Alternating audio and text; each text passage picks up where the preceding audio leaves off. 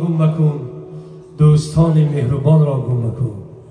در جهان بی دوست بودن مشکل است، مشکل آسان کن کسان را گم مکن.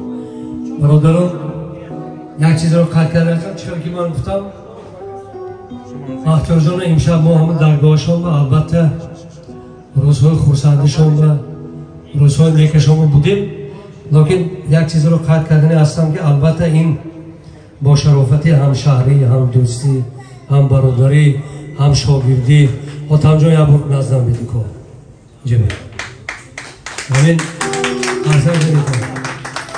همین آتم جان یک شخصی که اوکای عزیزی ما من فرزندی ما که هم یک دادرگی دوستگی اکاکیگی دارم. اوکای ما البته امروز هم تجارت کار، هم صاحب کار، هم دستشون، هم زبانشون، هم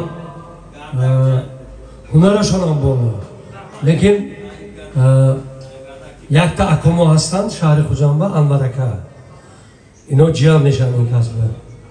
انورکه هایی که کفسر میگویم ما همه شهر خوجنبه. من اینکه به فکرم مادرتون هم شتی هم خوشدامن کلین مادر، مادر عروس خوش آمدید نوری دیده تا دیسا. چون که سببی که ما آمدنی ما البته نقشه گرفته بودیم که با یک سببی معرکه آتم جان البته حاضر قریب 4-5 سال همجا کار و فعالیت بوده ایستادید. البته این هم با شرافتی دستگیری من هم مادر عروس و خودی مادرتون همسرتون و من یار و دوستایی که همجا هستم ما تصمیم میدیدیم که یک چیز گوییم برای یک مرد 40 هنر کم است. منم راستی گپ هم تو گیریم اگر ورزشگر، راستی گپ گیریم اگر صاحب کار. لیکن ما هم یک کمال آرزو گفته که جامعه هست هم خوجنبه کلام همجور من همجا هم ریستران بیزیس ما هم بود هست حاضر هم هست. من برای یک مرد 40 هنر کم من اینو بیم تحصیل دادم که چرا که دلشاد جان من آتم جان این شهر کلان است، هنرنمایی کنید، سرودخوانی کنید. گفتم آینده خدا خواهد من ما تحصیل دادیم، من بختیار جان دستگیری میکنم خدا خواهد همجا با شب نشینی ها کرده با توی معرکه های هم میگذارم خدا خواهد همه یک قرصه جنی تو آتم جان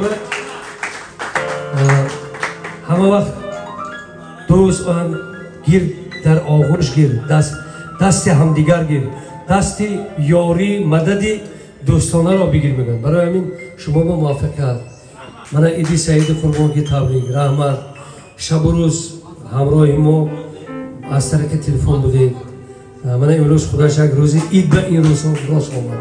برای من موافقت برای کار فقط درباره همه خوشی‌های زندگی برای شما تمام می‌کنم. سلامت باشید. شما